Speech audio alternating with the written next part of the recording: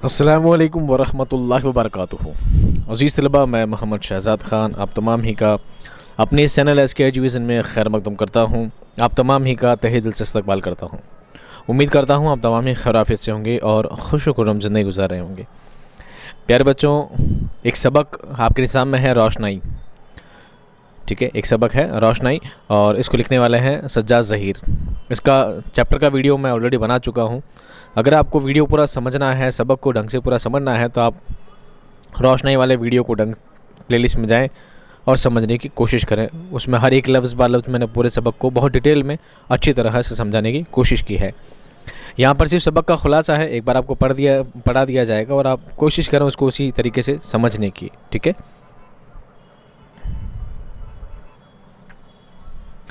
वैसे ये सबक ज़्यादा कुछ नहीं है।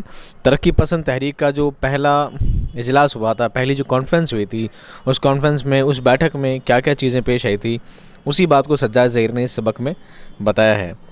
वीडियो देखें और आसानी से समझें। यहाँ पर सिर्फ सबक का खुलासा मैं आपको पढ़कर बता देता हूँ। सज्जाद ज़हीर तरक्की पसंद तहरीक से वाबस्ता अफसाना निगार हैं। 1935 ईस्वी में पेरिस लंदन में जब तरक्की पसंद तहरीक का पहला इजलास हुआ, उसमें हिंदुस्तान की तरफ से सज्जाद ज़हीर और मुल्क राज आनंद ने शिरकत की। यानी पहले कहाँ चला था? लंदन में चला था, बाद में हिंदुस्तान में आया था। ठीक है, हिंदुस्तान में तरक्की पसंद मुसन्निफ़ीन का पहला जलसा 1936 ईस्वी लखनऊ में हुआ, जिसकी सदारत मुंशी प्रेमचंद ने की। सज्जाद ज़हीर ने इंग्लिस्तान में रहते हुए कई अफसाने लिखे जो अंगारे नाम के मजमूए में शामिल हैं। 1948 ईस्वी में वो पाकिस्तान चले गए। यहाँ उन्होंने रोशनाई और ज़िक्र हाफिज़ जैसी अहम किताबें लिखी। ज़ेर निसाब इक़्तिबास उनकी किताब रोशनाई से लिया गया है। ठीक है, ये जो चैप्टर है उनकी किताब जो है रोशनाई, उसी से लिया, उसका एक छोटा सा हिस्सा है उसका। ठीक है, उसका एक भाग है, पूरा रोशनाई पूरा किस्सा उसमें नहीं है। रोशनाई के इस हिस्से में सज्जाद ज़हीर ने इक़बाल और उनके पहले मजमूई कलाम बाग़े दरा और हाली की मशहूर नज़्म मुसद्दस मद्दो ज़ज़रुस्सलाम का हवाला भी दिया है। सबक की इब्तिदा में मुसन्निफ़ ने 1937 ईस्वी के पंजाब कमेटी के सालाना इजलास और तरक्की पसंद मुसन्निफ़ीन की कॉन्फ्रेंस का ज़िक्र किया है। ये दोनों जलियांवाला बाग में मुनअक़िद की जा रही थी, जो अमृतसर में वाक़ है।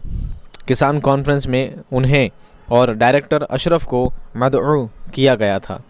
वो लिखते हैं कि हम भी वहाँ जाकर किसानों की एकता, इत्तेहाद, ताकत और इनकलाबी जज्बे का तजुर्बा करें और इस तरह अपने इनकलाबी शऊर को वुसअत दें। मुझे तरक्की पसंद मुसन्निफ़ीन की कॉन्फ्रेंस में भी मदऊ किया गया था, इसलिए मेरा अमृतसर जाना और भी ज़रूरी हो गया था। दोनों कॉन्फ्रेंस यहीं होनी थी। फैज़ को तरक्की पसंद मुसन्निफ़ीन की कॉन्फ्रेंस का मुहतमिम बनाया गया। जब उन्हें कहीं कॉन्फ्रेंस के लिए जगह नहीं मिली तो उन्होंने भी यहीं कॉन्फ्रेंस करने का फ़ैसला कर लिया, क्योंकि वो बहुत बड़ा था। हमारे 200 आदमी वहाँ बैठ सकते थे। कॉन्फ्रेंस में शामिल होने वाले लोगों में चिराग हुसैन हसरत, डॉक्टर तासीर, फ़िरोज़ुद्दीन मंसूर, टेकाराम सुखन, डॉक्टर अशरफ फैज़ वगैरह के नाम अहम है। इनके अलावा पंजाब के कई अवामी किसान शायर भी थे। इस कॉन्फ्रेंस का मुफस्सिल हाल तो मुझे याद नहीं। हाँ, इक़बाल की मुलाकात ज़रूर याद है। डॉक्टर अशरफ और मुझे इक़बाल से अमृतसर में इफ्तिखारुद्दीन साहब ने अपने घर पर मिलाया। वो अपनी कोठी के बाहर ही हिस्से में चारपाई पर नीम दराज थे और हुक्का पी रहे थे। हम उनके पास रखे मुंडे पर बैठ गए। इक़बाल हमसे बड़े इल्तिफ़ात से पेश आए। उनसे सोशलिज़म के बारे में बातचीत हुई और मैंने उनसे कहा, नौजवान तरक्की पसंद अदीबों का गिरोह इस नज़रिए से काफ़ी मुतासिर है। उन्होंने हमारी बातें बड़े गौर से सुनी। फिर उन्होंने कहा, तासीर ने मुझसे तरक्की पसंद तहरीक से मुतालिक 2-1 बार बातें की थी और मुझे उससे बड़ी दिलचस्पी हुई। मुमकिन है सोशलिज्म को समझने में मुझसे गलती हो गई हो। बात यह है कि मैंने उन पर ज़्यादा नहीं पढ़ा है। आखिर में इक़बाल ने हमसे कहा कि मुझे तरक्की पसंद अदीब या सोशलिज्म की तहरीक के साथ हमदर्दी है। आप लोग मुझसे मिलते रहें।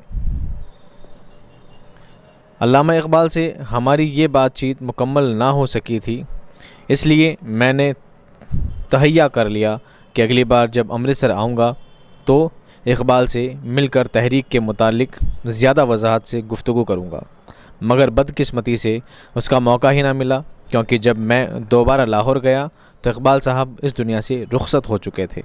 दरअसल इस सबक में सज्जाद ज़हीर ने पंजाब किसान कमेटी और तरक्की पसंद मुसन्निफ़ीन की कॉन्फ्रेंस और उसका कॉन्फ्रेंस से मुतालिक जो बातें उनकी अल्लामा इकबाल से हुई उसे बयान किया है। ठीक है, उम्मीद करता हूँ आपको समझ में आया होगा। नहीं समझ में आया है तो आप वीडियो जाकर देखें पूरा चैप्टर का, उसके बाद अगर आप खुलासा देखेंगे तो आपको सभी बातें एक बार फटाफट में क्या हो जाएगी, याद हो जाएगी। यानी 1 घंटे का आप पहले वीडियो देखें, वीडियो को समझें, फिर आप 5 मिनट का ये जो वीडियो देखेंगे तो आपको 5 मिनट में सारा खेल आपके सामने हो जाएगा। नहीं, सारी बात आप समझ जाएंगे कि मेरी वीडियो में क्या क्या बात आपको समझाइए। मैं आपको ना बहुत ही शॉर्ट में इस चीज़ को ऐसे समझा सकता हूँ कि सज्जाद ज़हीर और उनके साथ कुछ उनके दोस्त, कुछ और अदीब बाहर विदेश में रहा करते थे, तो उन लोगों ने इस बात का अंदाज़ा लगाया कि आज हमारा मुल्क हिंदुस्तान बहुत पीछे है। किस लिए पीछे है? क्योंकि यहाँ का अदब जो है उस बात को आगे नहीं लेकर आता है। तो अदब का काम होना चाहिए कि वो लोगों में जागरूकता बढ़ाए, लोगों में समझ बढ़ाए, शऊर बढ़ाए, है ना। उनको इस बात पे तवज्जो दिलाई जाए कि उनका मुल्क आज़ाद होना चाहिए, ग़ुलामी की ज़ंजीरें तोड़ी जानी चाहिए। तो उन सब बातों को अदब में शामिल किया जाना चाहिए ताकि लोग उन बातों को पढ़ें, समझें और अपने मुल्क को आज़ाद कराएं। और इस तरह मुल्क को क्या चाहिए? आज़ादी चाहिए। मुल्क इसी तरह तरक्की पाएगा। ये उन लोगों की सोच थी। तो उन लोगों ने मिलकर एक कॉन्फ्रेंस बनाई, एक तहरीक बनाई, एक आंदोलन चलाया। उसी आंदोलन को तरक्की पसंद आंदोलन कहा गया।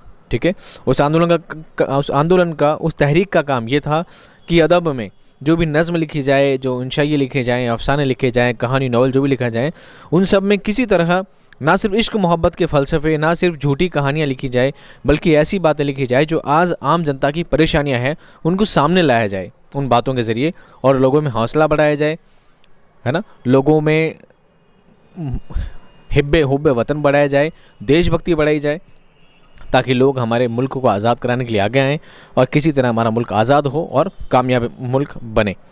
ये बात उन लोगों की ख्वाहिश थी। तो जब ये तहरीक बनी तो इस तहरीक की पहली एक कमेटी बैठनी थी, इसकी एक पहला इजलास होना था, एक कॉन्फ्रेंस बैठनी थी। वो कॉन्फ्रेंस कहाँ होती है? जलियांवाला बाग में होती है। उसकी सदारत यानी उसके अध्यक्ष जो होते हैं कौन होते हैं? मुंशी प्रेमचंद होते हैं।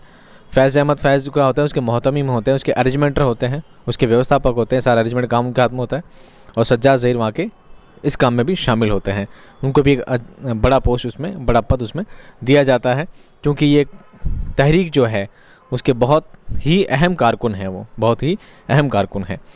चलिए, अब जब ये कॉन्फ्रेंस होनी थी तो उस कॉन्फ्रेंस के बाद इन्होंने अल्लामा इकबाल से मुलाकात की। जो उनकी ख्वाहिश थी, अल्लामा इकबाल के पास वो गए थे, बात करने गए थे कि हम तरक्की पसंद तहरीक को हम आगे बढ़ाना चाहते हैं, समाज के लिए जो चीज़ें चलती हैं हम उनको आगे बढ़ाना चाहते हैं, समाज को जागरूक करना चाहते हैं। तो उन्होंने इस बात से हमदर्दी दिखाई थी, लेकिन इनकी पूरी बात कंप्लीट नहीं हो पाई थी। तो उन्होंने ख्वाहिश रखी थी कि मैं जब अगली बार वापस आऊँगा तो उनसे पूरी बात करूँगा, लेकिन जब तक अगली बार वो पहुँचते हैं उससे पहले ही अल्लामा इकबाल क्या हो दुनिया से विसाल कर चुके होते हैं, अल्लाह ताला को प्यारे हो चुके होते हैं। ये बात इन्होंने इस रोशनाई में क्या है बताया है।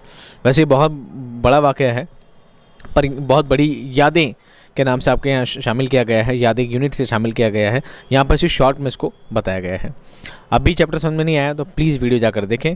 मैं मिलता हूँ सवाल जवाब वाले वीडियो में, तब तक खुश रहिए, आबाद रहिए, खुदा हाफिज़।